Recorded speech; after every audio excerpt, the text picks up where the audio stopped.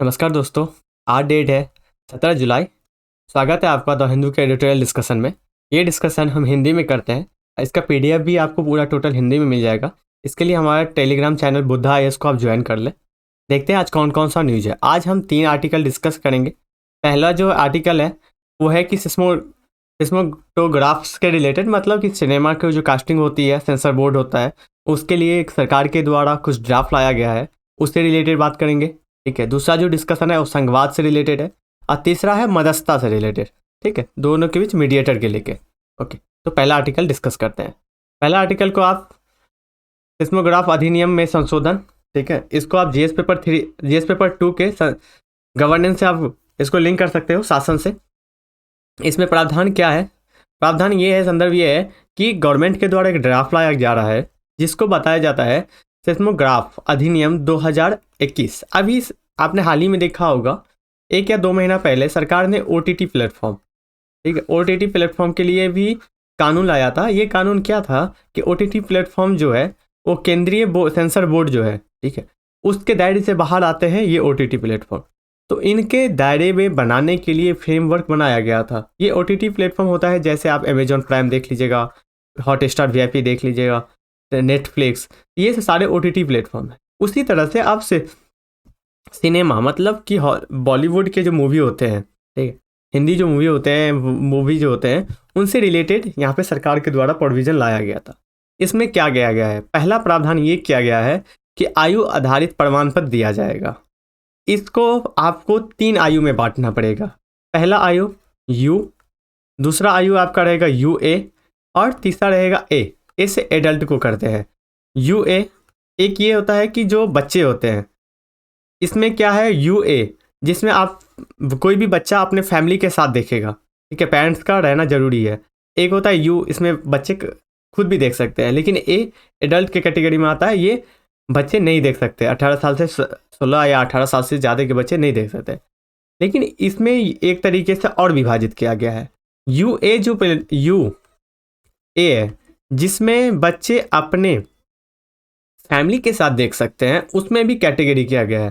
पहला category U A में जो 7 साल से ज़्यादा के बच्चे हैं वो, एक है यू ए 13 साल से ज़्यादा बच्चे। एक कैटेगरी बनाया गया है यू ए 16 साल से ज़्यादा, मतलब 18 साल के नीचे और 16 साल से ज़्यादा। 18 साल से ऊपर हो जाएंगे तो एडल्ट वाले भी देख सकते हैं। ये चीज किया गया है, पहला प्रावधान। दूसरा प्रावधान किया गया है पायरेसी के विरुद्ध प्रावधान किया गया है। जो वर्तमान में पायरेसी लाया गया है, ओके, इसको रोकने के लिए सिस्मोग्राफ एक्ट में कोई सक्षम प्रावधान नहीं था। पहले ये प्रावधान नहीं था, लेकिन इस ड्राफ्ट में इस मापदंड को शामिल किया गया है। तीसरा है कि प्रमाण पत्र की वैधता। पहले क्या होता था, सीबीएफसी के द्वारा पहले जो दिया जाता था, ओके, वर्तमान में जो अभी दिया जा रहा है वो दिया जा रहा है 10 सालों के लिए किसी की सर्टिफिकेट, किसी भी मूवी का, ठीक है, किसी भी फिल्म का। लेकिन अब इसको सदा के लिए कर दिया गया कि अनलिमिटेड टाइम के लिए आपको ये प्रमाण पत्र दिया जाएगा। सदा के लिए प्रमाण पत्र करने के लिए प्रस्ताव है। अभी ये प्रस्ताव है, ये अभी ये ड्राफ्ट ही है, राइट, ये किया गया है। उसके बाद एक किया गया है कि केंद्र सरकार द्वारा पुनरीक्षित शक्ति, केंद्र सरकार द्वारा केंद्र सरकार की शक्ति है। यदि सेंसर बोर्ड पास भी कर देता है, कोई मूवी सेंसर बोर्ड ने पास कर दिया, ये मूवी आ गया, लेकिन उसके ऊपर फिर से यदि कोई शिकायत आता है केंद्र सरकार के पास, तो केंद्र सरकार इसे पुनः परीक्षण, मतलब इसे पुनः चेक करने के लिए आदेश दे सकते हैं।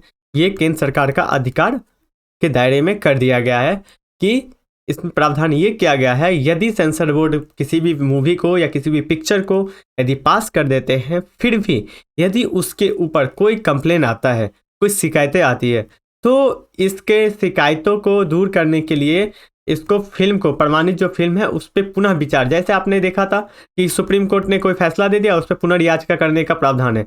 ये उसी तरह से प्रावधान यहाँ से लिया गया है। ये केंद्र सरकार के पास शक्तियाँ बढ़ा दी गई है। नेक्स्ट, ये प्रावधान दिया गया है। अब राइटर इसमें कुछ चिंताएं जताती है, इसमें इशू जताते हैं कि इसमें क्या क्या कमियां हैं। इसमें इसे क्या है, इसमें देखिए सुपर सेंसर बोर्ड के रूप में सरकार काम करना स्टार्ट करेगी।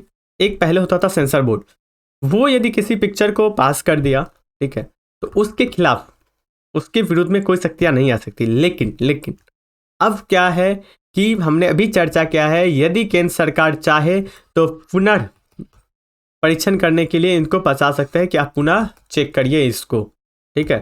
शक्तियाँ किसके पास है? सर्वोच्च। तो अब सेंसर बोर्ड के ऊपर भी सरकार हस्तक्षेप करना चालू कर देती है। उसके बाद नेक्स्ट, अभिव्यक्ति की स्वतंत्रता। इससे ये होगा कि केंद्र सरकार अब अतिक्रमण करना स्टार्ट करेगी। कोई पिक्चर डायरेक्ट रूप से केंद्र सरकार अपने फंड पे आपके काम करेगी। तो अभिव्यक्ति की जो आपकी स्वतंत्रता है, हाँ मान लेते हैं कि केंद्र सरकार किसी आइडियोलॉजी को फॉलो करता है, वो जो पिक्चर बनाया गया है उस आइडियोलॉजी के विरुद्ध है, सेंसर बोर्ड ने उसको पास कर दिया, लेकिन केंद्र सरकार के पास शक्तियाँ है, केंद्र सरकार इसको पुनः चेक करने के लिए बोल सकती है कि आप इसको पुनः चेक करिए, इसको सस्पेंड करिए। ये चीज़ें इनके पास शक्ति आ गई है। उससे क्या होगा? अभिव्यक्ति की जो स्वतंत्रता है, हमारा आर्टिकल किस आर्टिकल के तहत है? ये आर्टिकल 19 क्लोज ए, ठीक है, क का पार्ट है। ओके, तो ये जो है आपके जो फंडामेंटल राइट है और एक मूवी डायरेक्टर के रूप में उनका जो फंडामेंटल राइट है, इसको बाधिता पहुंचाया जाएगा। नेक्स्ट, सरकार की बढ़ती नियामक भूमिका। इस अधिनियम से, इस ड्राफ्ट से सरकार का ओटीटी प्लेटफॉर्म पे भी प्रतिबंध लगाने का इनका जो फैक्ट है, इनका जो शक्तियाँ है वो भी बढ़ा गया है, और पिक्चर को भी समाप्त करने का, पिक्चर को भी समस्या को आगे लाने का सरकार अपनी भूमिका अहम कर रही है। इसमें सरकार की भूमिका बढ़ रही है। नेक्स्ट है कि कोई भी चयनित प्रणाली नहीं है, कोई भी एक प्रणाली होना चाहिए। जैसे केंद्रीय फिल्म प्रमाण बोर्ड जो है, ठीक है, सर्टिफिकेट बोर्ड, इनके पास करने का शक्ति था तंत्र के पास, लेकिन अब इसको क्या किया जाएगा? अब ये शक्तियाँ कम हो जाएगी। वो जिस रूप से काम करती थी उस रूप से काम नहीं कर पाएगी, क्योंकि आपने पीछे देखा, यदि आप जैसे लोकतंत्र है, लोकपालिका है, सॉरी न्यायपालिका यदि कोई काम करती है, उनके पास आज़ादी होती है, तो वे क्यों खुल के काम करते हैं। यदि आप किसी के अंदर काम करते हैं तो आप बहुत सारी चीज़ों को देख के काम करना पड़ता है आपको, कि फिर से हमें कहीं से ये आदेश ना आ जाए कि इसको फिर से आपको चेक करने की ज़रूरत है। तो आप बहुत सारी चीज़ों को देखते हैं, आपके पास में जो फ्रीडम था वो फ्रीडम खत्म हो जाता है, स्वतंत्रता। ये बात करते हैं राइटर। उसके बाद सार्वजनिक परामर्श, जो किसी भी सरकार ने सार्वजनिक परामर्श लेने का बात किया है, ठीक है, लेकिन उन्होंने पर्याप्त समय नहीं दिया है, सिर्फ केवल 14 दिन में जो ये ड्राफ्ट है, ड्राफ्ट पे आप रिपोर्टिंग दे सकते हैं। ओके, और इसमें जो सुधार प्रस्ताव है, उसके बाद 2 समितियां का सुझाव लिया गया है। जिस समितियां जो है 2016 में बनाया गया था, श्री श्याम वेनिगल के अध्यक्ष में समिति बनाया गया था, जिन्होंने प्रावधान दिया था, राइट। लेकिन इसमें एक ही चीज़ बताया जाता है, जो परामर्श लिया गया है समाज से, पब्लिक से, कि आप इसके बारे में, इस ड्राफ्ट के बारे में क्या कहना चाहते हैं, इसमें क्या गलती है क्या नहीं है, लेकिन उसके लिए टाइम, आपने समय बहुत कम दिया है। ओके, ये चीज़ें था। उसके बाद राइटर कुछ निष्कर्ष बताते हैं। राइटर निष्कर्ष ये बताते हैं कि आपने जो प्रावधान लाए हैं, इसके तहत जो हमारे सिनेमा जगत है, बॉलीवुड है, वो एक बहुत ज़्यादा समाज पे इफ़ेक्ट करता है, समाजों पे प्रभाव डालता है। इनको आप ऐसी तरह से संचालित करिए, या ऐसी तरह से आपको करना चाहिए जिससे कि ये समाज को सशक्त करने में, समाज को एकीकृत करने में, समाज को विकास करने में योगदान पहुंचाए, ना कि किसी एक आइडियोलॉजी को फॉलो करने में, या आप सुपर पावर बन गए, या फिर केंद्र सरकार पावर में आ गई तो आप सभी चीज़ों को, कि आपका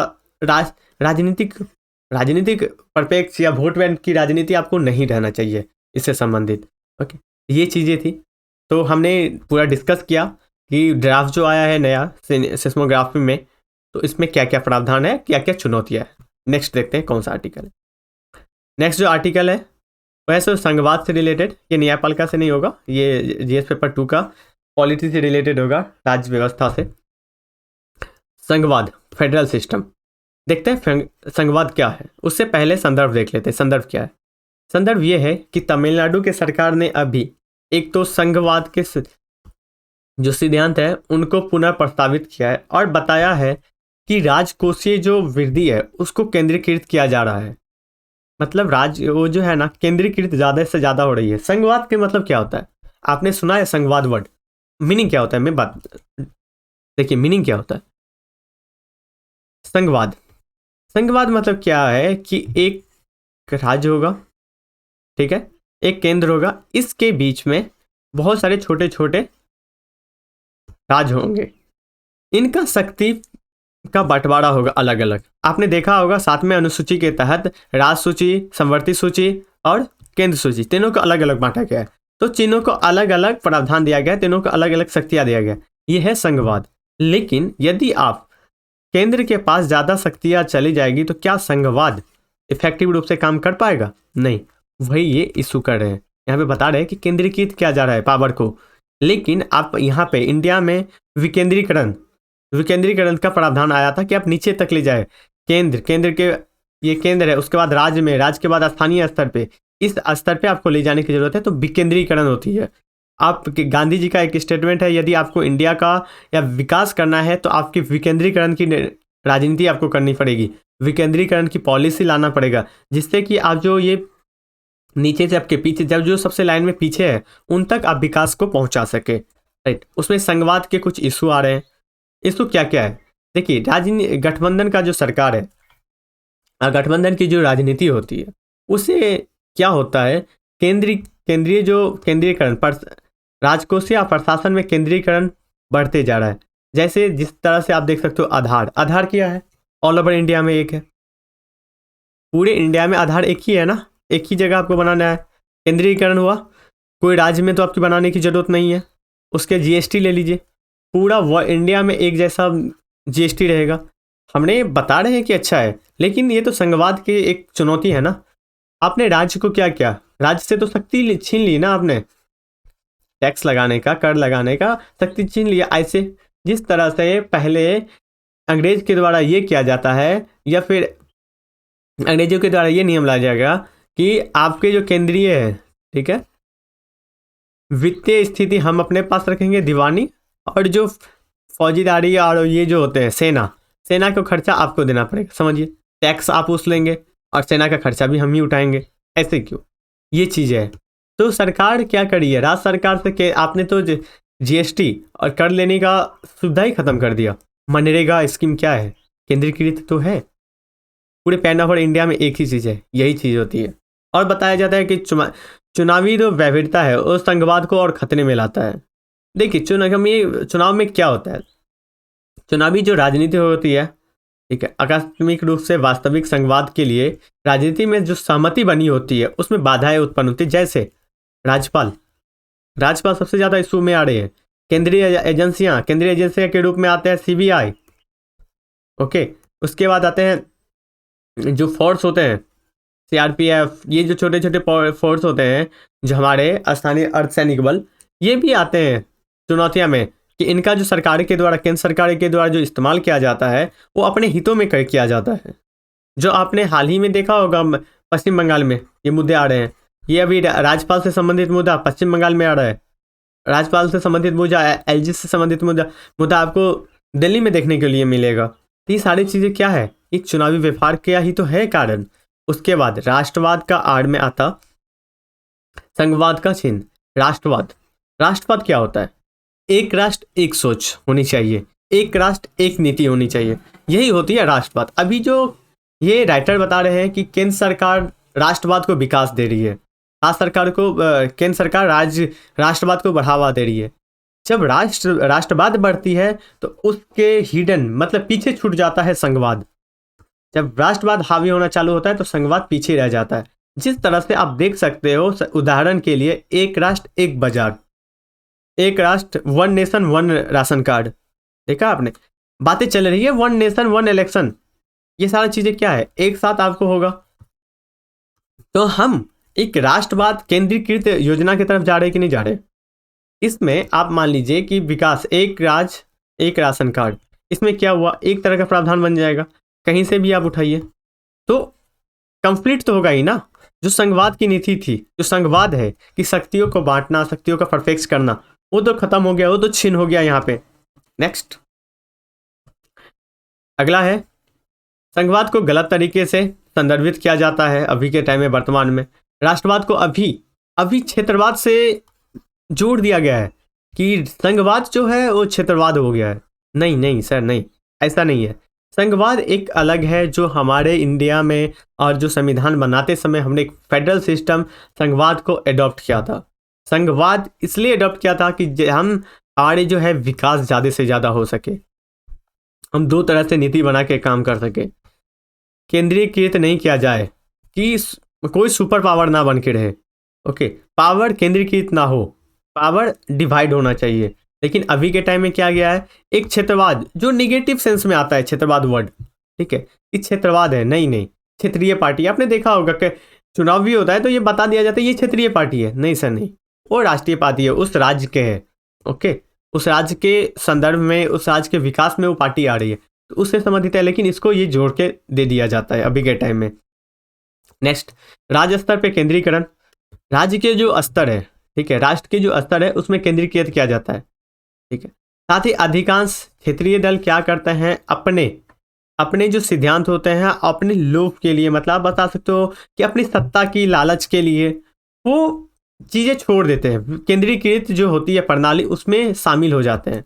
ये जो एक सिद्धांत थी इनका, अपना जो सिद्धांत था विकेंद्रीकरण का, ये विफल हो जाता है यहाँ पे।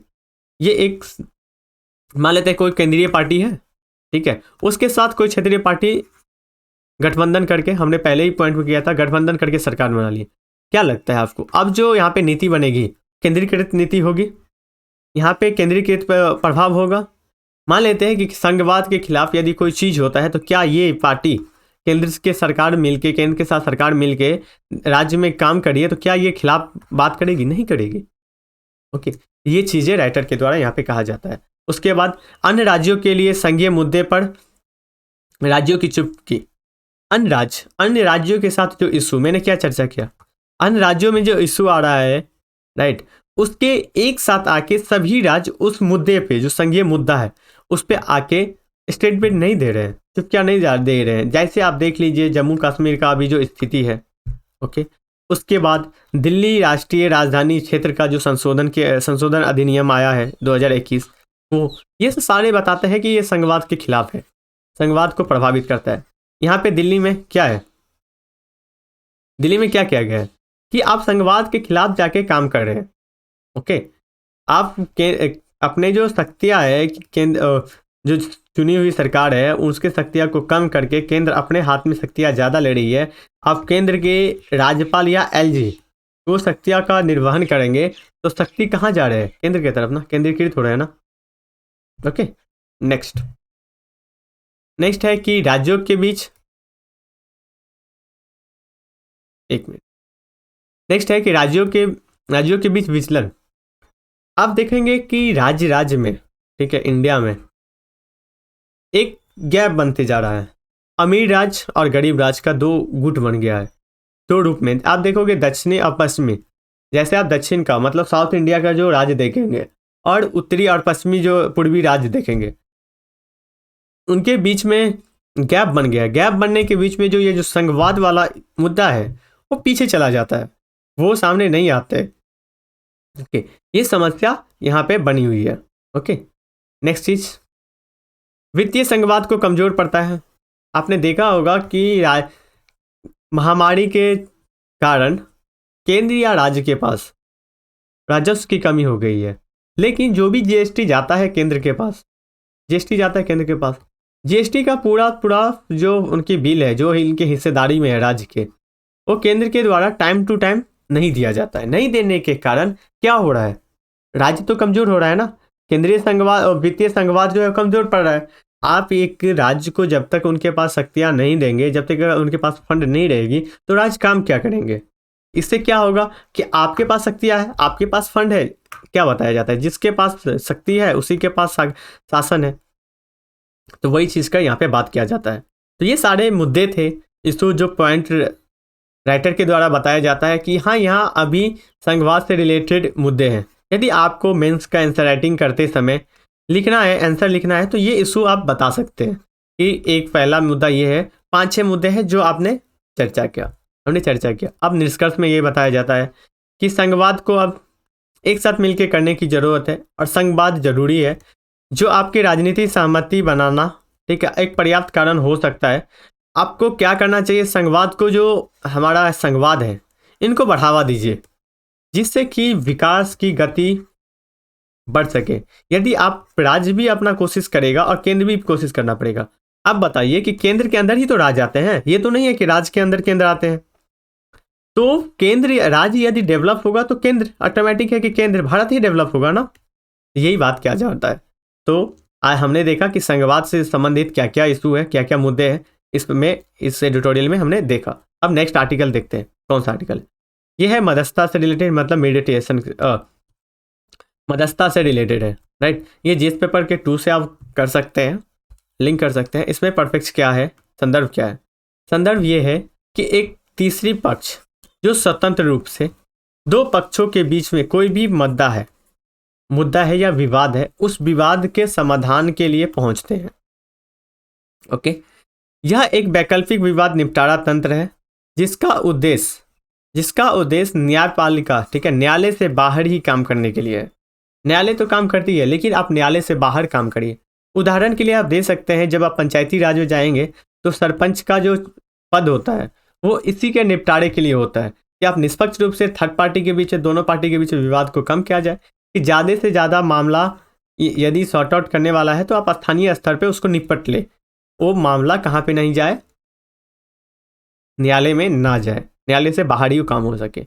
लेकिन उसमें कुछ मुद्दे हैं। प्रॉब्लम ये है, पहला प्रॉब्लम ये है कि इसमें पारदर्शिता की कमी है। पारदर्शिता की कमी है क्यों? क्योंकि ये सुनवाई जो होती है एक बंद कमरे में होती है। ओके, समानता ये कमरे में बात किया जाता है, सामने जो आता है बातें वो अलग होती है, सार्वजनिक रूप से कुछ परफेक्ट होती है, राइट। और न्याय संगतता का कुछ इसमें संदेह पैदा हो जाता है कि हाँ मुझे सही न्याय नहीं मिला, इस कारण से तो लोग सुप्रीम कोर्ट जाना या फिर कोर्ट में जाना पसंद करते हैं। इनकी कार्रवाई धीमी होती है। कार्रवाई धीमी होने के कारण ये भी हो जाता है कि वकीलों का आदान प्रदान, पेपर का लेना, पूछताछ, अतिरिक्त दस्तावेज का आवेदन करना दाखिल किया जाता है, जिससे कि मीडिएटर जो होते हैं, मध्यस्थता कराने वाले जो होते हैं, उनके के बीच में समस्या आ जाते हैं और उससे कार्रवाई लेट हो जाती है, जिससे कि दोनों पक्ष के बीच में मध्यस्थता करवाने के लेके थोड़ा सा विश्वास उठ जाता है। वो चाहते हैं कि मैं यदि न्यायालय जाऊंगा तो मेरा काम जल्दी हो जाएगा, ठीक है, फास्ट हो जाएगा। उसके बाद मध्यस्थता में सरकार की धीमी गति आ जाती है, जिससे कि इशू आ जाता है, एक्सपेक्टम हो जाता है। उसके बाद बढ़ती लागत, ये जो मध्यस्थता है उसके बीच में जो लागत है वो लागत ज़्यादा से ज़्यादा हो रही है। ओके, उसमें राइटर कुछ इसमें वे फॉरवर्डेड बताते हैं, आगे का राह निष्कर्ष में बताते हैं आगे का राह क्या होना चाहिए। आगे का राह ना होना चाहिए कि मध्यस्थता को एक शुल्क बताए और समय सीमा के अंदर इसको बांधने की जरूरत है, जिससे कि समय सीमा के अंदर ये काम हो सके और न्यायालय का जो बोझ है वो भी कम हो सके। उसके बाद एक खंड और सावधानी पूर्वक मसौदा तैयार करने की जरूरत है, एक फ्रेमवर्क तैयार करने की जरूरत है कि किस रूप से आप एक मसौदा तैयार करें कि किस रूप से मध्यस्थता किया जा सके, जिससे कि फ्रेमवर्क का यूज़ किया जा सके, जो थर्ड पार्टी करते हैं वो यूज़ करे उनका, और उनको पास एक रेफरेंस होना चाहिए कि हमें ऐसे काम करना चाहिए। उसके बाद देरी को रोकने के लिए कड़े प्रक्रियात्मक सुरक्षा उपाय होना चाहिए, जो लेट हो जा रही है, विलम्ब हो जा रही है, उसको करना चाहिए। अदालती कार्रवाई को शीघ्र निपटाना चाहिए। यदि अदालत के कोई कार्रवाई, कोई दस्तावेज है, उसमें यदि लेट हो रहे हैं तो उसको निपटाने के लिए जल्द से जल्द प्रावधान करने की ज़रूरत है। तो आज हमने 3 आर्टिकल डिस्कस किया। पहला जो आर्टिकल था वो सेंसस बोर्ड से रिलेटेड, पिक्चर से रिलेटेड था। दूसरा जो आर्टिकल था वो संघवाद के इशू से रिलेटेड था। तीसरा जो आर्टिकल है वो मेडिटेशन से रिलेटेड है, मध्यस्थता से रिलेटेड है, राइट, कि कैसे होना चाहिए। तो आज की डिस्कशन में इतना ही। उससे पहले कि आप हमारा बुद्धा इस चैनल को सब्सक्राइब करें, लाइक करें, शेयर करें, जिससे कि ज़्यादा से ज़्यादा कंटिन्यू करने में हमें हेल्प हो। तो इसका टेलीग्राम चैनल पे सब्सक्राइब कर लीजिए, वहाँ पे हम करंट अफेयर भी जो इम्पोर्टेंट होता है वो कवर करते हैं। तो आज के लिए इतना ही। Thank you so much.